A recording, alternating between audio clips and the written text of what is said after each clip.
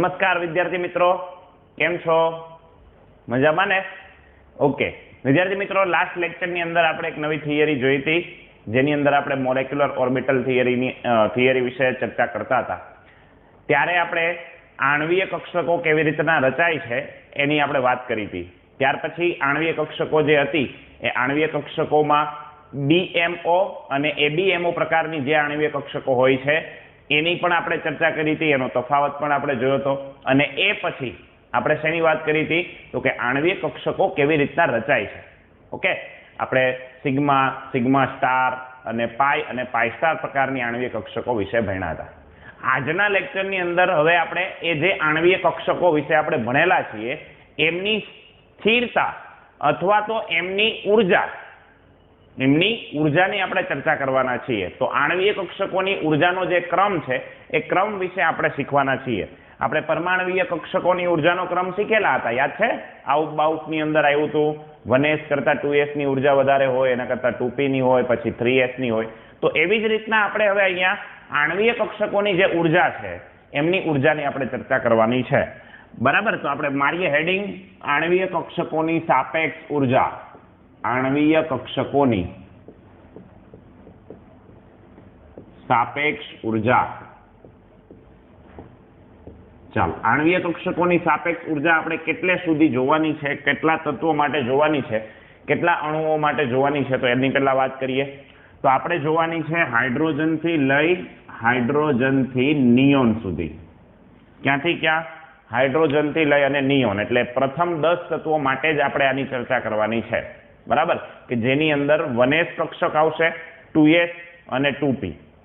એ જ કક્ષકોના સંમિશ્રણથી જે આણ્વીય કક્ષકો બનતી હતી એ આણ્વીય કક્ષકોની સ્થિરતાની આપણે વાત કરવાની છે. ચાલો, તમને યાદ હોય તો 1s કક્ષક, 1s અને 1s બે પરમાણુની 1s કક્ષક સંમિશ્રણ પામે તો એમાંથી કઈ આણ્વીય કક્ષક ઉત્પન્ન થાય? કયો મને. ચાલો, આપણે આવું શીખાતા ને, હાઇડ્રોજનની અહીંયા હાઇડ્રોજન છે, આ હાઇડ્રોજન, એનો એક ઇલેક્ટ્રોન 1s માં છે, આ હાઇડ્રોજન. એવી જ રીતના અહીંયા બીજો એક હાઇડ્રોજન છે, એનો પણ એક ઇલેક્ટ્રોન છે 1s ની અંદર. આ બંને એકબીજા સાથે જોડાય, એનો મતલબ 1s કક્ષક એકબીજા સાથે સંમિશ્રણ પામે. આ પરમાણ્વીય કક્ષકો કહેવાય, 1s. અને એમાંથી બીજી બે નવી આણ્વીય કક્ષકો બનતી હતી. કઈ? રાઈટ, કઈ બનતી હતી? તો કે એકની ઉર્જા વધારે હતી અને બીજી એક જે બનતી હતી એની ઉર્જા ઓછી હતી. 1 અને 2 આવી રીતના બે આણ્વીય કક્ષકો બનતી હતી. કઈ? તો એક હતી સિગ્મા 1s અને બીજી હતી સિગ્મા સ્ટાર 1s. બરાબર, આ હતી BMO પ્રકારની હતી અને આ હતી ABMO પ્રકારની હતી. યાદ હોય તો લાસ્ટ લેક્ચરમાં ભણેલા છીએ. હવે ઇલેક્ટ્રોન પહેલા કેની અંદર જાય? તો આઉટ-બાઉટનો નિયમ, કે જેની ઉર્જા, આ બંનેમાંથી કોની ઉર્જા ઓછી હોય? તો સિગ્મા 1s ની ઉર્જા ઓછી હોય તો એની અંદર ઇલેક્ટ્રોન ટ્રાન્સફર થાય. તો જો અહીંયા કેટલા ઇલેક્ટ્રોન છે? 2. તો બંને ઇલેક્ટ્રોન આ સિગ્મા 1s માં જતા હતા. ઓકે, તો આ ક્રમ જે છે સિગ્મા 1s ની સૌથી ઓછી હોય, એના કરતા વધારે ઉર્જા સિગ્મા સ્ટાર 1s ની હોય, એના કરતા વધારે કોની હશે? તો એની ચર્ચા આપણે અહીંયા કરવાની છે અને એના માટેનો આપણે ક્રમ લખવાનો છે. This is the very most important. બરાબર, આપણે લખવાનો છે પહેલા હાઇડ્રોજનથી H2 થી N2 સુધીનો ક્રમ. બરાબર, N2 સુધીનો ક્રમ. અને એના પછી આપણે લખશું N2 પછી કયો આવે? O2 થી લાસ્ટ કયું છે આપણું? Ne2 સુધીનો ક્રમ. બરાબર, આ ક્રમ કયો છે? આપણે કેમ હાઇડ્રોજનની અંદર, જો હું અત્યારે જે વાત કરું છું એ કોની કરું છું? H2, N2, આ બધા અણુઓ કહેવાય. અને અણુઓની અંદર શું હોય? આણ્વીય કક્ષક હોય. બરાબર, અણુઓ છે, આ અણુઓની અંદર આણ્વીય કક્ષક હોય. અહીંયા હાઇડ્રોજન ખાલી એકલો છે એટલે આની અંદર પરમાણ્વીય કક્ષકો હોય. પરમાણ્વીય કક્ષકો વિશે તમે જાણો છો, કોની ઉર્જા હોય? 1s કરતા 2s ની વધારે હોય, 2s કરતા 2p ની હોય, એના કરતા 3s ની હોય, 3p ની હોય. યાદ છે આ ક્રમ? તો એવો ક્રમ હવે આપણે અહીંયા લખવાનો છે આણ્વીય કક્ષક માટે. આણ્વીય કક્ષક કેટલી છે આપણી પાસે ટોટલ? રાઈટ, કેટલી છે જોઈએ આપણે. જો પહેલી કક્ષક કઈ આવે તો કે સિગ્મા 1s. ઓકે, પછી એક આપણી પાસે સિગ્મા 1s અને સિગ્મા સ્ટાર 1s, આ બે થઈ ગઈ. 2s માટે કઈ આવે તો એ જ તમને મેં શીખવાડ્યું હતું ત્યારે ગઈકાલે, સિગ્મા 2s અને સિગ્મા સ્ટાર 2s. હવે 2p ની અંદર 3 પેટા કક્ષકો હોય. 2px 2py અને 2pz. તો આની અંદર આણ્વીય કક્ષક કઈ બનશે? તો જો આપણે z ને મુખ્ય અક્ષ ધારી હતી, બિંદુ ધરી જે હતી એ બિંદુ ધરીને કોના ઉપર લીધી હતી? કઈ અક્ષ ઉપર? z અક્ષ ઉપર. અને એટલા માટે મેં તમને કીધું હતું કે z અક્ષ ઉપર તમે બિંદુ ધરી લ્યો તો એ બંધ બને એ કેવો બને? સિગ્મા પ્રકારનો બંધ બને. તો આપણે બીજી એક કક્ષક આવે કઈ? તો કે સિગ્મા 2pz કક્ષક અને સિગ્મા સ્ટાર 2pz કક્ષક. બરાબર, ટોટલ કેટલી થઈ? 6. હજી બાકી છે બીજી આ બંને 2px અને 2py. હવે આ બંને કક્ષકોનું સંમિશ્રણ છે એ બિંદુ ધરીને લંબ હતું. બરાબર, આવી રીતના નહોતું, બંને સામસામે નહોતા, પણ ઉપર નીચેથી સંમિશ્રણ થતું હતું, યાદ હોય તો. ત્યાં આપણે આ સાઈડમાં લખેલું હતું. તો એની અંદર જે પાઈ એના દ્વારા રચાતી જે કક્ષક હશે એ કઈ કક્ષક હશે? પાઈ 2px. અને y દ્વારા રચાતી કક્ષક કઈ હોય? પાઈ 2py. યાદ રાખજો આ બંને કક્ષકોની ઉર્જા સમાન છે અને એટલા માટે આપણે આવી રીતના લખશું પાઈ 2px = પાઈ 2py. અને આના પછી કઈ આવે? આ બોન્ડિંગ મળી આપણને. હજી એક બાકી રહી, એ કઈ બાકી રહી? પાઈ સ્ટાર 2px બરાબર પાઈ સ્ટાર 2py. તો આપણી પાસે ટોટલ આટલી કક્ષકો છે. ઓકે, 1 2 3 4 5 6 7 8 9 10 કક્ષકો આપણી પાસે છે. ઓકે, ચાલો હવે આ 10 કક્ષકો માટે જે ક્રમ છે, કોની ઉર્જા કોના કરતા ઓછી કોની વધારે, એ ક્રમ આપણે યાદ રાખવાનો છે. એમાં હિલિયમ થી નાઇટ્રોજન સુધીનો ક્રમ અલગ છે અને ઓક્સિજન થી નિયોન સુધીનો ક્રમ અલગ છે. બરાબર, આ તત્વો માટે ક્રમ કઈ રીતનો છે આપણે વાત કરીએ. ચાલો, સૌથી પહેલા કઈ કક્ષકમાં ઇલેક્ટ્રોન દાખલ થાય? તો 1s માં દાખલ થાય, આપણને ખબર છે, પરમાણુય કક્ષક. તો પરમાણુય કક્ષક 1s દ્વારા મળતી આણ્વીય કક્ષકો કઈ કઈ છે? તો સિગ્મા 1s અને સિગ્મા સ્ટાર 1s. ફરીથી શું બોલ્યો? 1s પરમાણુય કક્ષક દ્વારા મળતી આણ્વીય કક્ષક કઈ? તો સિગ્મા 1s અને સિગ્મા સ્ટાર 1s. તો સૌથી પહેલા ઇલેક્ટ્રોન, એ બંનેમાંથી ઉર્જા કોની ઓછી હોય? સિગ્મા 1s ની. એના કરતા વધારે ઉર્જા કોની હોય? તો સિગ્મા સ્ટાર 1s ની. ચાલો, આ બે વસ્તુ થઈ ગઈ. 1s કક્ષક પૂરી. હવે 2s પરમાણુય કક્ષક દ્વારા રચાતી આણ્વીય કક્ષકો કઈ? સિગ્મા 2s અને સિગ્મા સ્ટાર 2s. તો એના માટે આ બંને કરતા એની ઉર્જા વધારે હોવાની, એટલે સિગ્મા 2s અને સિગ્મા સ્ટાર 2s. ક્લિયર? ચાલો, આટલે સુધીનો ક્રમ બધાની અંદર સરખો જ આવશે. ઓકે, આ 4 ક્રમ છે એ બધામાં સરખા જ આવશે. હવે જે થવાનું છે એ છે જ્યારે હાઇડ્રોજન થી નાઇટ્રોજન ની વાત, પહેલા આપણે પાઈ સિગ્મા યાદ રાખી લેવાનું. શું યાદ રાખી લેવાનું? પાઈ સિગ્મા. ખાસ યાદ રાખજો. શું યાદ રાખવાનું? પહેલા પાઈ સિગ્મા યાદ રાખજો. બરાબર, એક જ વસ્તુ યાદ રાખવાની, બીજી વસ્તુ યાદ નથી રાખવાની. આમાં શું આવશે હું તમને શીખવાડી દઈશ. આમાં પહેલા તમે શું શીખા? પાઈ સિગ્મા, બસ એટલું યાદ રાખવાનું. તો ચાલો, સિગ્મા 2s ભરાશે, પછી કઈ કક્ષક ભરાશે? તો પાઈ સિગ્મા, એટલે પહેલા પાઈ કક્ષક ભરાય. પાઈ ની અંદર કઈ કઈ છે? તો આની કરતા વધારે ઉર્જા કોની હશે? હું અહીંયા નીચે લખું તો ચાલશે? ચાલો, અહીંયા લખી દઉં છું. નીચે જ લખીએ આપણે, નીચે લખું. જો આ સિગ્મા 2s કરતા વધારે ઉર્જા કોની છે? અહીંયા એક લખવા દો ને, મજા આવશે. આ છે પાઈ સ્ટાર 2px બરાબર પાઈ સ્ટાર 2py. ચાલો, આના કરતા વધારે ઉર્જા કોની હશે? મને કહો. સિગ્મા 2s કરતા, સિગ્મા સ્ટાર 2s કરતા પાઈ કક્ષકો કઈ છે? 2, પાઈ 2px અને પાઈ 2py. પાઈ 2px = પાઈ 2py. બરાબર, આ બંનેની ઉર્જા સમાન હોય છે. ચાલો, પાઈ લખાઈ ગઈ. પછી કઈ લખવાની? સિગ્મા લખવાની. પાઈ પહેલા બોન્ડિંગ હોય, હંમેશા યાદ રાખજો. પહેલા BMO જ લખાય. કેમ? BMO કરતા ABMO ની ઉર્જા વધારે હોય. જો આની ABMO કઈ થાય? આની ABMO કક્ષક આઈરિયા થશે. તો આના કરતા આની ઉર્જા વધારે જોવાની. પણ હજી જો એક BMO પ્રકારની કક્ષક બાકી છે, P ની 2p ની વાત કરીએ તો 2pz કક્ષક બાકી છે. એટલા માટે પાઈ 2px = પાઈ 2py. પછી કઈ કક્ષક આવશે? સિગ્મા 2pz કક્ષક આવશે. ક્લિયર? આ વસ્તુ આટલી વસ્તુ આપણે યાદ રાખવાની છે. અહીંયાથી આ ચેન્જ થાય છે.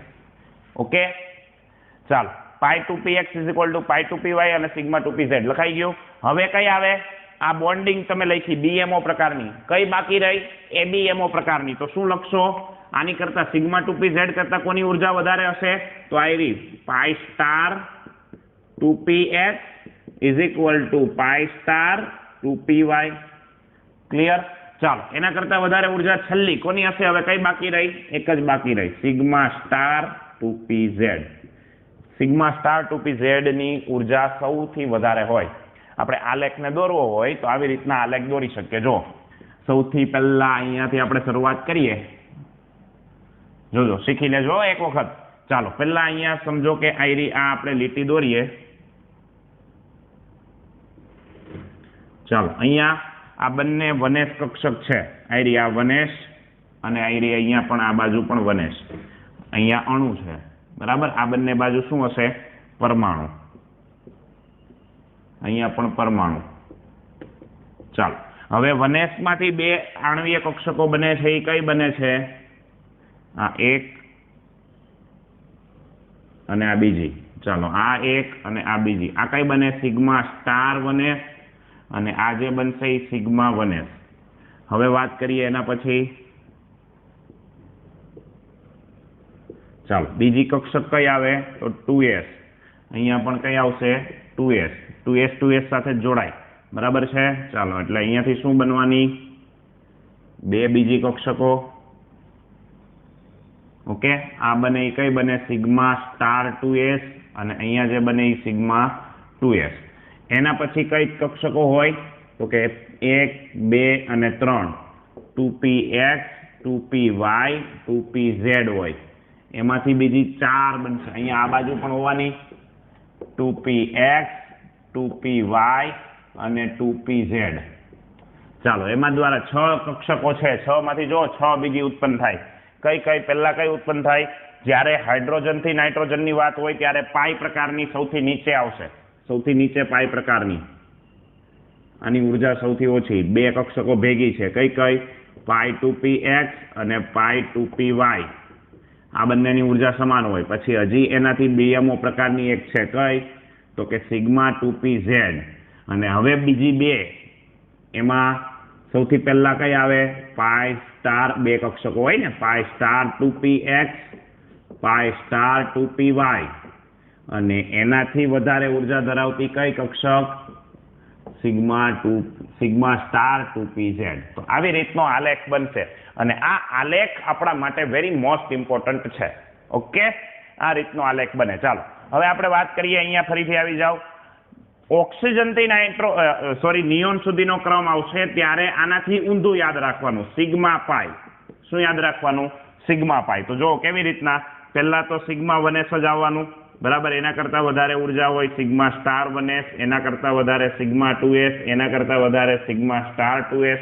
પછી આપણે વાત કરીએ તો સિગ્મા પાઈ, એનો મતલબ છે કે સિગ્મા પહેલા આવે. સિગ્મા 2pz, એના કરતા વધારે પાઈ 2px બરાબર પાઈ 2py. આ બંનેની ભેગી હોય ઉર્જા.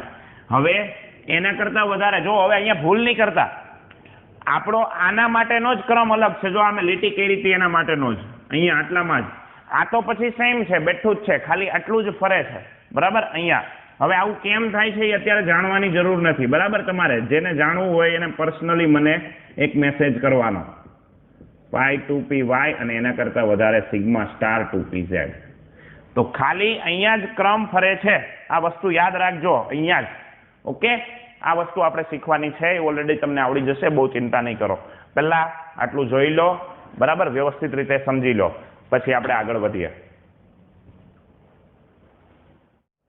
ઓકે બેટા, ત્યાર પછી હવે આગળ આપણે વાત કરવાની છે 3 અલગ અલગ ટોપિકની. એમાં છે બંધ ક્રમાંક, ત્યાર પછી સ્થાયીતા. બંધ ક્રમાંક એટલે કોનો બંધ ક્રમાંક? તો અણુનો બંધ ક્રમાંક. અણુ ક્યારે બને? જ્યારે બે પરમાણુ વચ્ચે બંધ બને ત્યારે. તો એ બંધ ક્રમાંકની આપણે વાત કરશું. બીજા નંબરે સ્થાયીતાની આપણે વાત કરશું. અને ત્રીજા નંબરે આપણે વાત કરવાની છે એના ચુંબકીય ગુણધર્મની. ઓકે, તો ચાલો એક એક કરીને આપણે સમજવાનું છે. અને ત્યાર પછી આપણે હિલિયમથી નિયોન સુધીના જે પણ અણુઓ બને છે, H2, He2, Li2, Be2, એ બધાની આપણે ચર્ચા કરશું. ચાલો, બંધ ક્રમાંકની આપણે વાત કરીએ તો પહેલા હેડિંગ આપણે લખીએ કે ભાઈ બંધ ક્રમાંક કહેવાય કોને? બંધ ક્રમાંક કોને કહેવાય? આને યાદ રાખવા માટે તમારે ઓનલી સૂત્ર યાદ રાખવાનું, એટલે વ્યાખ્યા આવડી જશે. શું સૂત્ર છે? તો સૂત્ર કંઈક આવું છે, 1/2 કૌંસમાં NB - NA. ચાલો પૂરું.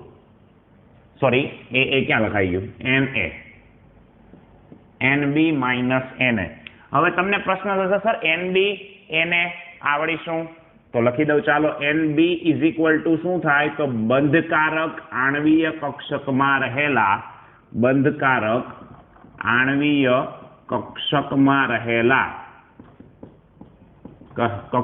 રહેલા ઇલેક્ટ્રોનની કુલ સંખ્યા.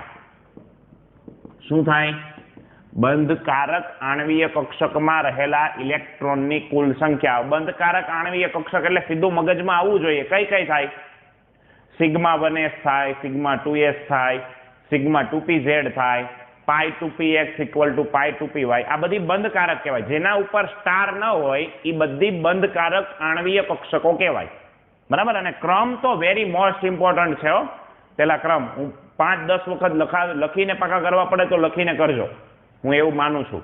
બરાબર, તમે પાકા જ રાખજો, મગજની અંદર ફિટ હોવા જ જોઈએ. ચાલો, NB ખબર પડી ગઈ. હવે NA એટલે શું થાય, તો કે બંધ પ્રતિકારક આણ્વીય કક્ષકમાં રહેલા ઇલેક્ટ્રોનની કુલ સંખ્યા.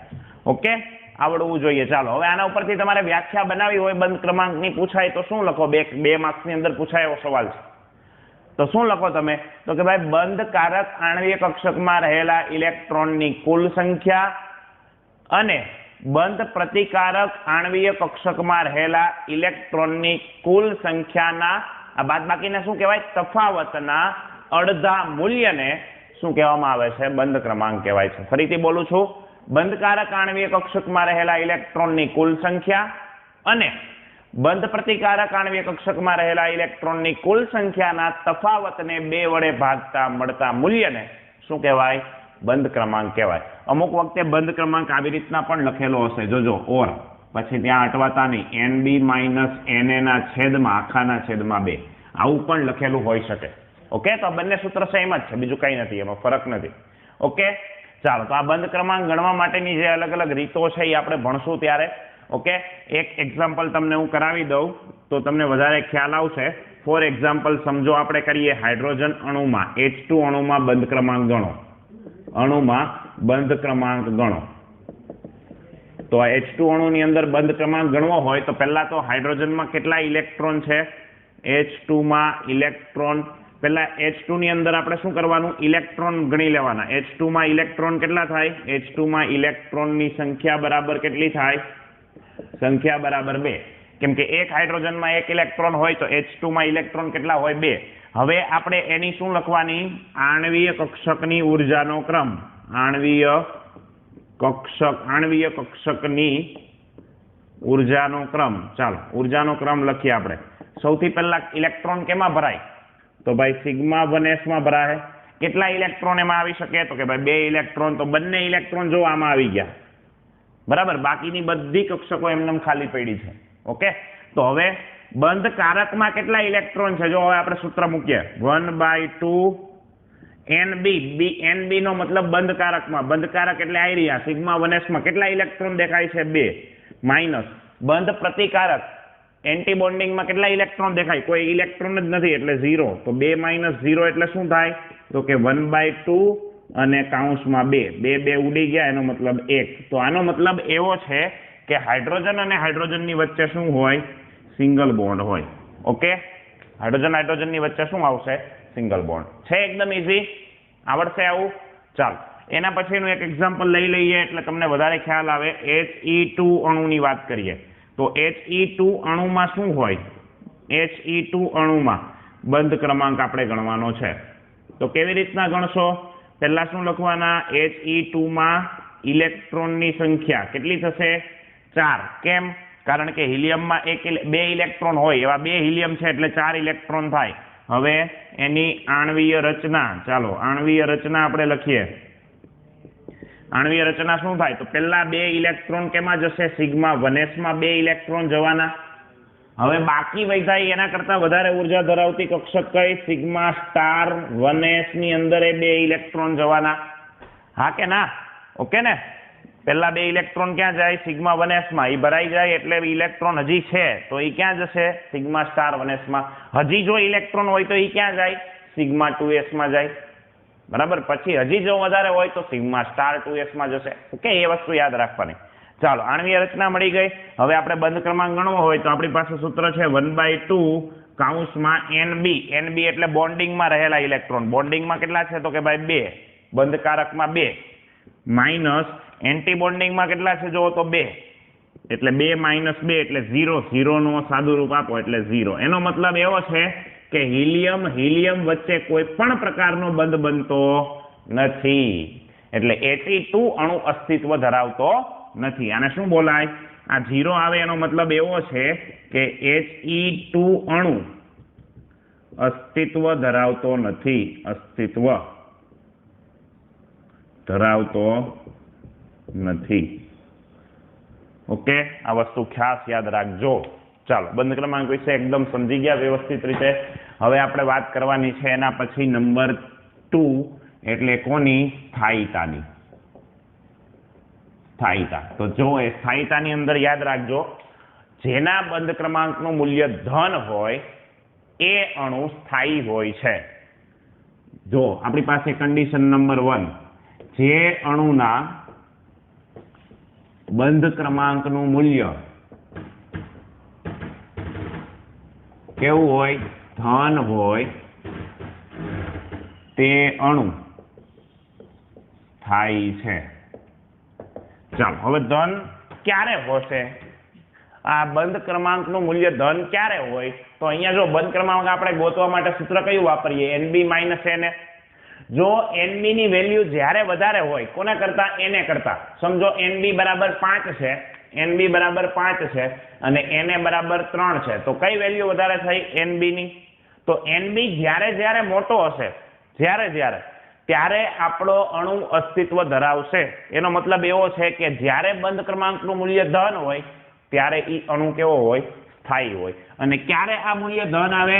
જ્યારે NB નું મૂલ્ય Na કરતા મોટું હોય. ઓકે, આવું પૂછાઈ શકે MCQ ની અંદર. આ ખાસ યાદ રાખવાનું. NB નું મૂલ્ય જ્યારે Na કરતા કેવું હોય? મોટું. જો આ વેલ્યુ મોટી હોય તો ઓબ્વિયસલી આન્સર કેવો આવવાનો? ધન જ આવવાનો. સમજો છો કે નહીં? ઓકે, ચાલો હવે બીજી કન્ડિશન લઈએ. નંબર 2, જો અણુનો બંધ ક્રમાંક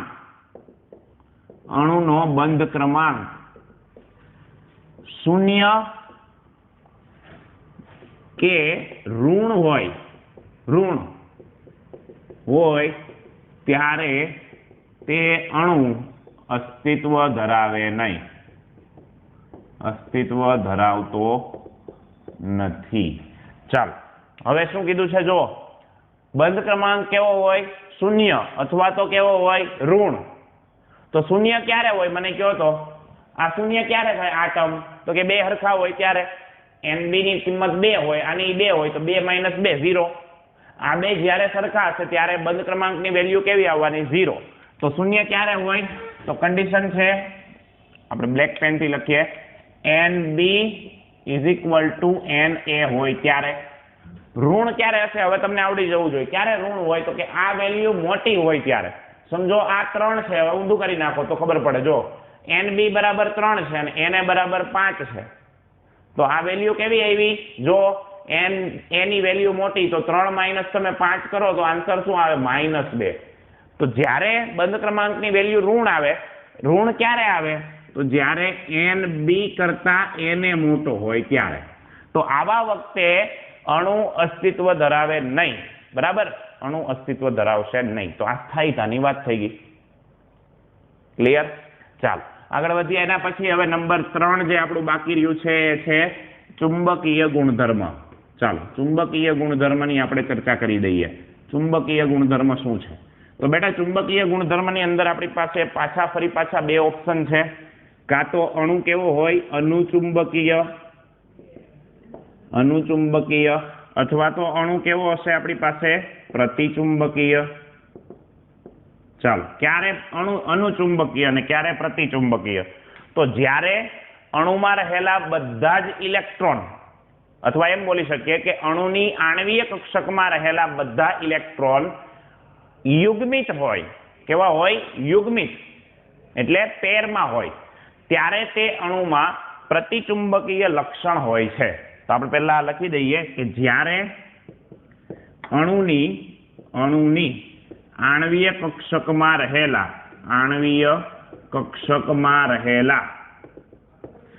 બધા જ ઇલેક્ટ્રોન કેવા હોય? યુગ્મિત હોય. યુગ્મિતનો અર્થ એવો થાય કે જોડીમાં હોય. કેમાં હોય?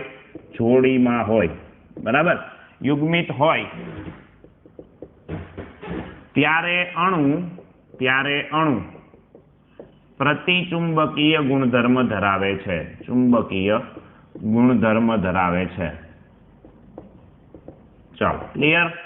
ઓકે. અને પ્રતિચુંબકીય જે અણુ હશે એ આપણા ચુંબક પ્રત્યે પ્રતિકાર કરે. ચુંબકની સામે શું કરે? પ્રતિકાર. એનો મતલબ એવો છે કે ચુંબકથી અપાકર્ષણ અનુભવે. શું? એને ચુંબકીય ક્ષેત્રમાં તમે મૂકો ને, કયા ક્ષેત્રની અંદર? ચુંબકીય ક્ષેત્રમાં. તો ચુંબકીય ક્ષેત્રમાં મૂકતા એ શું કરશે? અપાકર્ષણ અનુભવે. શું અનુભવે? અપાકર્ષણ. આ વસ્તુ યાદ રાખજો. પ્રતિચુંબકીય અણુ હોય તો અપાકર્ષણ થાય. ક્લિયર? જ્યારે તમે એને ચુંબકીય ક્ષેત્રમાં મૂકો તો. જો પ્રતિચુંબકીયની વ્યાખ્યા આવડી ગઈ. બધા અણુ કેવા હોય? બધા જ ઇલેક્ટ્રોન કેવા હોય? યુગ્મિત. તો એને કેવો કહેવાય? પ્રતિચુંબકીય અણુ. હવે અનુચુંબકીયની વ્યાખ્યા મને કહી દો, શું આવશે? તો કે જ્યારે અણુની આણ્વીય કક્ષકમાં રહેલો ઓછામાં ઓછો એક ઇલેક્ટ્રોન કેવો હોય?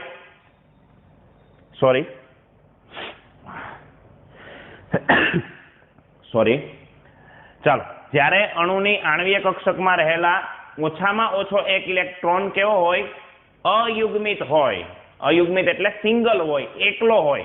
તો એવા અણુઓને અનુચુંબકીય અણુ કહેવાય, અથવા એવા અણુઓ અનુચુંબકીય ગુણધર્મો ધરાવતા હોય. આપણે લખીએ એટલે તમને વધારે ખબર પડે. શું? જો કોઈ અણુની આણ્વીય કક્ષકમાં ઓછામાં ઓછો એક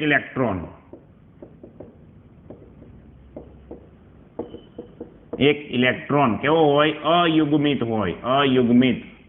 અને અયુગ્મિત એટલે એકલો હોય. એ અયુગ્મિત હોય ત્યારે અણુ અનુચુંબકીય ગુણધર્મ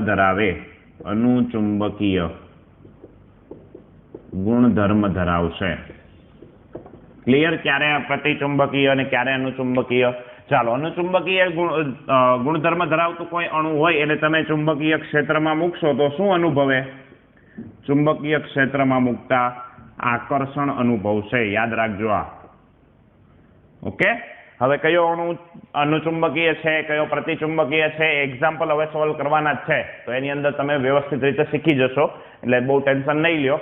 જો હું તમને એક એક્ઝામ્પલ આપી દઉં. સમજો કે કોઈ એક અણુની અંદર સિગ્મા 1s આ કક્ષકની અંદર એક જ ઇલેક્ટ્રોન છે. તો આવાને કેવો કહેવાય? અનુચુંબકીય અણુ કહેવાય. એક જ ઇલેક્ટ્રોન હોય એને. બરાબર? એકલા ઇલેક્ટ્રોન હોય તો. ઓકે. અને અહીંયા સમજો કે સિગ્મા 1s ની અંદર 2 ઇલેક્ટ્રોન છે. એનો મતલબ કે બધા ઇલેક્ટ્રોન 2 જ છે, બે યુગ્મિત થયેલા છે, જોડીમાં છે. તો આને કેવો કહેવાય? પ્રતિચુંબકીય કહેવાય. ઓકે. એ હમણાં એક્ઝામ્પલ આવશે એટલે વધારે ડિટેલમાં ખબર પડી જશે. પણ એ પહેલા હવે આ 3 ટર્મને જોઈ લ્યો, પછી એક્ઝામ્પલ આપણે કરીએ. ઓકે બેટા, ચાલો હવે જોઈએ. હાઇડ્રોજન H2 અણુથી લઈ નિયોન Ne2 અણુ સુધીના જે પણ આપણા અણુઓ હશે એ અણુની આણ્વીય ઇલેક્ટ્રોન રચના આપણે લખવાની છે. એ જે અણુ બને છે એમની વચ્ચે બંધ ક્રમાંક કયો છે એ આપણે લખવાનો છે. અને ત્રીજી વસ્તુ છે ચુંબકીય ગુણધર્મ. એ અણુ બનશે એનો ચુંબકીય ગુણધર્મ કયો હશે, તો એના વિશે આપણે ચર્ચા કરવાના છીએ. ઓકે. ચાલો, હવે આપણે જે વાત કરવાની છે એ વાત વેરી મોસ્ટ ઇમ્પોર્ટન્ટ છે. અને યાદ રાખજો, હું તમને જે શબ્દ કહું છું એ પૂછાશે જ. જે પણ એક્ઝામ લેવાશે આપણા માટે, બોર્ડની હોય કે પછી મેજર ટેસ્ટ હોય, એકાદો ક્વેશ્ચન તો આમાંથી આવશે ને આવશે. બરાબર? અને જીનીટ માટે પણ very very very most important topic છે આપણો આ.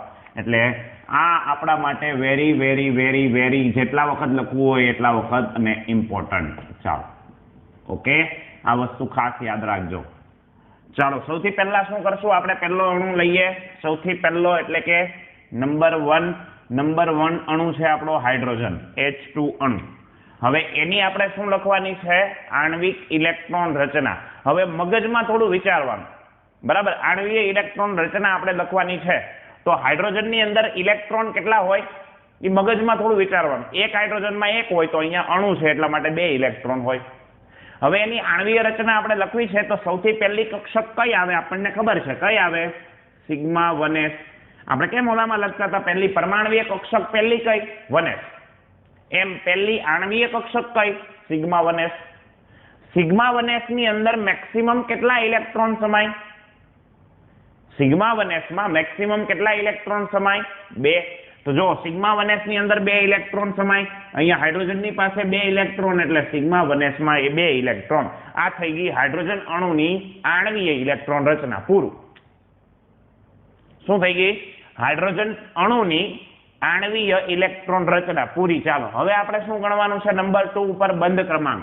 તો બંધ ક્રમાંક ગણવા માટે આપણી પાસે સૂત્ર છે જ 1/2 NB. હવે હું અહીંયા સૂત્ર નથી લખતો, સૂત્ર તમારે યાદ રાખવાનું. NB એટલે બંધકારકમાં હોય એવા. કેટલા છે? આ બંધકારક જ કેવા છે? હા. કેટલા ઇલેક્ટ્રોન છે એમાં? 2.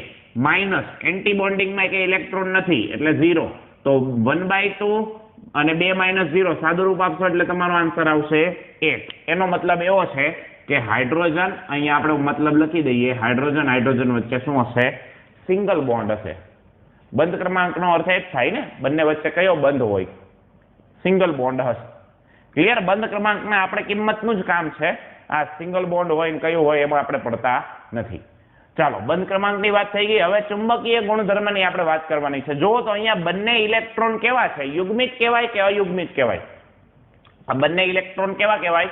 યુગ્મિત કહેવાય. 1s ની અંદર જ બંને ઇલેક્ટ્રોન, સોરી, સિગ્મા 1s આણ્વીય કક્ષકમાં જ બંને ઇલેક્ટ્રોન છે અને એ બે જોડીમાં છે. એટલા માટે આ જે અણુ છે એ કયો ગુણધર્મ ધરાવતો હશે? પ્રતિચુંબકીય ગુણધર્મ ધરાવતો હોય. કયો ધરાવતો હોય? પ્રતિચુંબકીય. ચાલો, અને આ અણુ છે એ કેવો કહેવાશે? સ્થાયી કહેવાશે. હા કે ના? યસ. કેમ સ્થાયી કહેવાય? કારણ કે બંધ ક્રમાંકની કિંમત ધન મળે છે. ઓકે ને? ચાલો હવે નંબર 2 બીજા અણુની આપણે વાત કરીએ. હવે તમારે મને થોડું ફાસ્ટ લખાવાનું. ચાલો, હિલિયમ બીજો અણુ He2. તો He2 માં ઇલેક્ટ્રોન કેટલા? 4. તો આપણે ગોઠવવા હશે તો કેવી રીતના એની આણ્વીય રચના લખાવો? સિગ્મા 1s માં 2, એના કરતા વધારે સિગ્મા 1s ની અંદર, સિગ્મા સ્ટાર 1s માં પણ કેટલા? 2. ચાલો, તો જો થઈ ગયા 4 ઇલેક્ટ્રોન. હવે આનો બંધ ક્રમાંક ગણવો હોય તો શું કરવાનું? 1/2 કૌંસમાં બોન્ડિંગમાં 2 માઇનસ એન્ટી બોન્ડિંગમાં 2. જો બેયમાં 2 છે તો તમારો આન્સર આવશે 0. એનો મતલબ એવો છે કે આ અણુ અસ્તિત્વ ધરાવતો નથી. અહીંયા લખી દઈએ આપણે He2 અણુ અસ્તિત્વ ધરાવતો નથી. ચાલો, ક્લિયર? અસ્તિત્વ જ નથી ધરાવતો. ઓકે, તો એના ચુંબકીય ગુણધર્મની કોઈ ચર્ચા આવે નહીં. ચાલો નંબર 3 આપણે વાત કરીએ. એના પછી હિલિયમ પછી આપણી પાસે કયું તત્વ હોય? લિથિયમ. તો Li2 અણુની આપણે વાત કરીએ. અસ્તિત્વ ધરાવશે કે નહીં? ચાલો, Li2 ની અંદર ઇલેક્ટ્રોન કેટલા થાય? 6 ઇલેક્ટ્રોન થશે. કેટલા ઇલેક્ટ્રોન થાય? 6. તો 6 ને ગોઠવવા હોય તો કેવી રીતના ગોઠવશો? તો કે ભાઈ સિગ્મા 1s માં 2 ઇલેક્ટ્રોન, એના કરતા વધારે સિગ્મા સ્ટાર 1s માં 2 ઇલેક્ટ્રોન, 4 ઇલેક્ટ્રોન થઈ ગયા. સિગ્મા 1s પૂરી. હવે કઈ કક્ષક આવશે? સિગ્મા 2s માં કેટલા ઇલેક્ટ્રોન? 2 ઇલેક્ટ્રોન થઈ ગયા. 6 ઇલેક્ટ્રોન. 2 2 4 2 6. ઓકે, લિથિયમમાં એક લિથિયમની અંદર 3 હોય તો 2 લિથિયમમાં 6 ઇલેક્ટ્રોન હોય. હવે એનો બંધ ક્રમાંક ગણો. ચાલો, 1/2 NB. બોન્ડિંગમાં તમને કેટલા ઇલેક્ટ્રોન દેખાય છે? કયો ફટાફટ? 2 અને 2, 4 ઇલેક્ટ્રોન દેખાય છે. 4 માઇનસ એન્ટી બોન્ડિંગમાં કેટલા દેખાય છે? 2. તો 4 - 2 એટલે 2 અને 2/2 એટલે તમારો આન્સર આવશે 1. એનો મતલબ લિથિયમ અને લિથિયમ વચ્ચે કયો બંધ હશે? Li સિંગલ બોન્ડ હોય. બરાબર. ચાલો, અને ચુંબકીય ગુણધર્મની વાત કરીએ તો જો બધા જ ઇલેક્ટ્રોન યુગ્મિત છે. જો અહીંયા 2, આમાં 2, આમાં 2. એકલો હોય તો અનુચુંબકીય આવે. અહીંયા કયો ગુણધર્મ આવશે? પ્રતિચુંબકીય. ચાલો, ક્લિયર? નંબર 4 એના પછીના અણુની આપણે વાત કરીએ. એના પછીનો અણુ છે બેરિલિયમ Be2. ચાલો B2 ની અંદર ઇલેક્ટ્રોન, અહીંયા હું ઇલેક્ટ્રોનની સંખ્યા લખતો જાઉં છું એટલે તમને યાદ રહે. 2 4 6, અહીંયા કેટલા આવશે? 8. હવે ને ચાલો 8 ઇલેક્ટ્રોનને ગોઠવવા હોય તો શું થાય? સિગ્મા 1s માં 2, સિગ્મા સ્ટાર 1s માં પણ 2, સિગ્મા 2s માં પણ 2 અને સિગ્મા સ્ટાર 2s માં પણ કેટલા? 2. તો જો થઈ ગયા 8 ઇલેક્ટ્રોન. હવે એને 1/2, ચાલો બોન્ડિંગમાં કેટલા? સિગ્મા 1s સિગ્મા 2s, આના 2 ગણો એટલે 4 ઇલેક્ટ્રોન ઈ થયા. એન્ટી બોન્ડિંગમાં કેટલા? તો કે સ્ટારમાં સિગ્મા સ્ટાર 1s માં 2, સિગ્મા સ્ટાર 2s માં 2 એટલે 4 ઈ થયા. તો શું જવાબ આવશે? 0. એનો મતલબ છે અણુ અસ્તિત્વ ધરાવતો નથી. આ અણુ અસ્તિત્વ ધરાવતો નથી. અસ્તિત્વ ધરાવતો નથી. ચાલો આવડશે ને? હવે નંબર 5 ફટાફટ લખું છું. 5મા નંબરે બોરોન B2 ની અંદર ઇલેક્ટ્રોન થશે 10.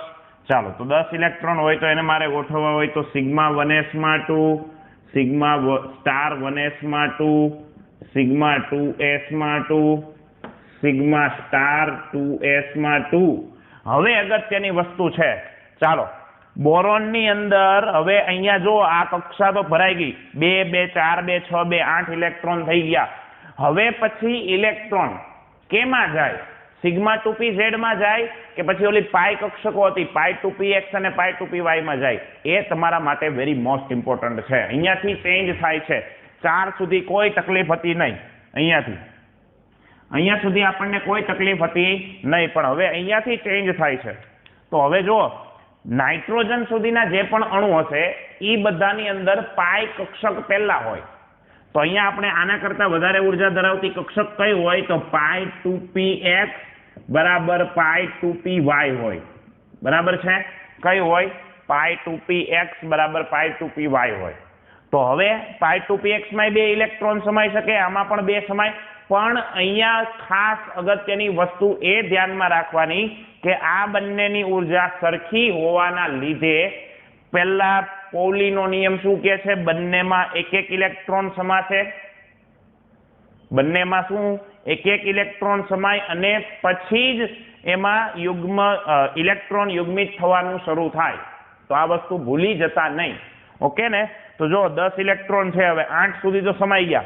2 ઇલેક્ટ્રોનને ગણવાના છે આપણે. તો હવે શું કરશું? તમે આ ભૂલ નહીં કરતા. અહીંયા ને અહીંયા 2 ઇલેક્ટ્રોન નહીં જાય. આમાં થતું હતું કેમ? કારણ કે એ બધાની ઉર્જા વચ્ચે તફાવત હતો. અહીંયા બંનેની ઉર્જા સરખી હોવાના લીધે પહેલા પૌલીએ એવું કીધું કે બંનેમાં 1 ઇલેક્ટ્રોન જાય અને પછી યુગ્મ થવાનું શરૂ થાય. તો અહીંયા આપણે શું કરશું? આમાં પહેલા 1 ઇલેક્ટ્રોનને ગોઠવશું, આમાં પણ 1 ઇલેક્ટ્રોનને ગોઠવશું. હવે જો તો ગણો તો કેટલા ઇલેક્ટ્રોન થયા? અહીંયા સુધી 8, 9 અને 10 ઇલેક્ટ્રોન પૂરા. સમજાય છે? 10 ઇલેક્ટ્રોન પૂરા. તો હવે જો આમાં ઇલેક્ટ્રોન તમને કેવા દેખાય છે? યુગ્મમાં દેખાય છે? નહીં. એનો મતલબ એવો છે કે આ અણુ કેવો હશે? અનુચુંબકીય હશે. પણ એ પહેલા આપણે શું ગણવાનું છે? એનો બંધ ક્રમાંક ગણી લઈએ. ચાલો બંધ ક્રમાંક ગણાવો મને. 1/2 કૌંસમાં શું આવશે? બોન્ડિંગમાં ગણો. ચાલો અહીંયા 2 ને 2 4 ને આ 2 6 અને 6 માઇનસ શું થાય? 4 એટલે 2 અને 2/2 એટલે તમારો આન્સર આવશે 1. અને અણુ કેવો છે? અનુચુંબકીય. ખાસ અગત્યની વસ્તુ આ છે. ચાલો ક્લિયર? આવડશે ને? B2 અણુ કેવો આવશે? અનુચુંબકીય. ઓકે, હવે લાગે છે કે સમજાય છે? પહેલા એવું હોય તો સ્ક્રીનશોટ પાડી શાંતિથી લખી લો આટલું, પછી આગળ વધજો. ઓકે ચાલો 5 સુધી પૂરા. હવે નંબર 6 ની આપણે વાત કરીએ. 6થા નંબરે આપણી પાસે કયો અણુ હોય? કાર્બન. અને C2 અણુની અંદર ઇલેક્ટ્રોન ગોઠવવાના છે આપણે 12. ઓકે ચાલો તો ફટાફટ હવે મને લખાવજો એની આણ્વીય ઇલેક્ટ્રોન રચના. સિગ્મા 1s માં 2, એના કરતા વધારે સિગ્મા સ્ટાર 1s માં 2, એના કરતા વધારે સિગ્મા 2s માં 2, એના કરતા વધારે ઉર્જા ધરાવતી સિગ્મા સ્ટાર 2s માં પણ 2, એના કરતા વધારે ઉર્જા ધરાવતી કઈ આવશે? પાઈ 2px અને પાઈ 2py. ચાલો પાઈ 2px equal to pi 2py. હવે આ બંનેની અંદર જો 12 ઇલેક્ટ્રોન છે. અહીંયા સુધી તમે 8 ગોઠવી દીધા, હજી 4 ને ગોઠવવાના છે. તો પહેલા આ બેમાં એક એક ઇલેક્ટ્રોન, પછી પાછા યુગ્મિત, જો આ આવી રીતના હું છે, આને આવી રીતના દર્શાવું છું, એક અને આ બીજી. ચાલો, આ બેયની સમાન ઉર્જા છે, તો આપણે ગોઠવવું હોય તો શું કરતા? પહેલા એક ઇલેક્ટ્રોન આમાં, એક ઇલેક્ટ્રોન આમાં. હવે બીજા બે ઇલેક્ટ્રોન વધ્યા છે, તો એ બંનેની અંદર એક એક જતા રહીએ. એટલે પાઈ 2px માં 2 ઇલેક્ટ્રોન, અહીંયા પણ 2 ઇલેક્ટ્રોન, એટલે શું થાય? 12 ઇલેક્ટ્રોન થઈ ગયા. ઓકે, જોઈ લ્યો, ગણી લ્યો, અહીંયા સુધી 8, 8 ને 4 12. ચાલો, બંધ ક્રમાંક ગણાવો મને ફટાફટ. એનો બંધ ક્રમાંક શું થશે? તો 1/2 કૌંસમાં NB, એટલે અહીંયા સુધીના 4, 4 ને બીજા 4 આ, એટલે 8 - 4 શું થાય? 2. બંધ ક્રમાંક શું આવ્યો? 2. અને કેવો અણુ હશે? અનુચુંબકીય કે પ્રતિચુંબકીય? કયો હોય? યસ, બધા ઇલેક્ટ્રોન યુગ્મિત છે, એટલા માટે કયો હશે ગુણધર્મ? પ્રતિચુંબકીય. ચાલો, આવડશે? ઓકે. એના પછીની આપણે વાત કરીએ નંબર 7. નંબર 7 છે આપણો નાઇટ્રોજન, જેની અંદર 14 ઇલેક્ટ્રોન હોય. ચાલો ફટાફટ, અહીંયા સુધીનું તો સેમ જ આવશે. એટલે સિગ્મા 1s માં 2, સિગ્મા સ્ટાર 1s માં પણ 2, સિગ્મા 2s માં પણ 2, સિગ્મા સ્ટાર 2s માં પણ 2, અને પછી હવે આ બંનેમાં પણ સેમ, પાઈ 2px માં પણ, પાઈ 2px equal to pi 2py, બંનેમાં 2 ઇલેક્ટ્રોન. હવે એના પછી કઈ આવે? યાદ કરો, પાઈ સિગ્મા મેં તમને કીધું હતું, એટલે અહીંયા કઈ આવશે? સિગ્મા 2pz, એમાં પણ કેટલા ઇલેક્ટ્રોન? 2 ઇલેક્ટ્રોન. ગણી લ્યો કેટલા થાય છે? અહીંયા સુધીના 8 ને 4 12, 12 ને 2 14 થઈ ગયા. ચાલો, બંધ ક્રમાંક ગણાવો. 1/2 કૌંસમાં બંધ કારક કેટલા છે? તો 2 2 4 2 6, સોરી 2 2 4 ને 4 8 ને 2 10, 10 માઇનસ 2 અને 2 4, એટલે 6/2, એટલે તમારો આન્સર આવશે 3. કહેવાનો મતલબ નાઇટ્રોજન ટ્રિપલ બોન્ડ હોય. આવ્યું કે નહીં? પહેલા ભણતા એ. ચાલો, હવે અનુચુંબકીય કે પ્રતિચુંબકીય? તો પ્રતિચુંબકીય. કેમ? કારણ કે બધા ઇલેક્ટ્રોન તમે જોઈ લો કેવા છે? યુગ્મિત છે, એટલા માટે. Clear? Okay, yes or no? Okay, ચાલો હવે આપણે આગળ વાત કરીએ નંબર 8. નંબર 8 માં આપણી પાસે છે O2 અણુ. કયો આવે છે? O2. O2 ની અંદર આપણી પાસે ઇલેક્ટ્રોન હોય 16. હવે એની ઇલેક્ટ્રોન રચના ચેન્જ થાય છે, ખાસ અગત્યનું. ચાલો લખાવો. સિગ્મા 1s માં 2, એના કરતા વધારે સિગ્મા સ્ટાર 1s માં 2, સિગ્મા 2s માં 2, અને સિગ્મા સ્ટાર 2s માં પણ 2. હવે ઓક્સિજન થી ઇલેક્ટ્રોન રચના ફરે છે, યાદ રાખજો. હવે અહીંયા પાઈ કક્ષક નથી આવતી, પહેલા કઈ કક્ષક આવે? સિગ્મા આવે. કઈ આવે? સિગ્મા. તો અહીંયાથી આ ફરી જાય છે, યાદ રાખજો, સીધો માર્ક્સ કપાઈ જશે. ઓકે, એટલે સિગ્મા 2pz માં પહેલા 2 ઇલેક્ટ્રોન ગોઠવી દેવાના, પછી ઇલેક્ટ્રોન છે કેમાં જશે? પાઈ 2px equal to pi 2py, બંનેમાં 2 ઇલેક્ટ્રોન ગોઠવી દો. 14 ઇલેક્ટ્રોન થઈ ગયા, જોઈ લ્યો. 2 4 6 8 10 12 ને 14. એના પછી કઈ આવે? યાદ રાખજો, કઈ આવે? આમાં હવે ચેન્જ નથી થતું, સિગ્મા પાઈ નો આવે, પાઈ સિગ્મા જ આવવાનું. એટલે એના પછી કક્ષક આવે pi star 2px equal to pi star 2py, આ કક્ષક આવે. તો બંનેની અંદર ફરી પાછું મેં કીધું બેયની ઉર્જા સમાન છે. આપણે 2 ઇલેક્ટ્રોન ગોઠવવા છે, તો કેમ ગોઠવશો? આમાં 1 અને આમાં 1, એટલે આવી રીતના ગોઠવાશે. ક્લિયર થાય છે? આ ખાસ સમજજો. ચાલો, બંધ ક્રમાંક ગણાવો. હવે મને બંધ ક્રમાંક ગણવા માટે 1/2 બોન્ડિંગમાં કેટલા છે? 2 4 6 ને 4 10, 10 બોન્ડિંગમાં માઇનસ, અહીંયા 2 2 4 ને 2 6, એન્ટી બોન્ડિંગમાં કેટલા છે? 6. 10 માંથી 6 જાય, 4 ના છેદમાં 2, એટલે આન્સર આવશે 2. ઓક્સિજન ડબલ બોન્ડ હોય. આવી ગયું? ચાલો, અણુ કેવો છે?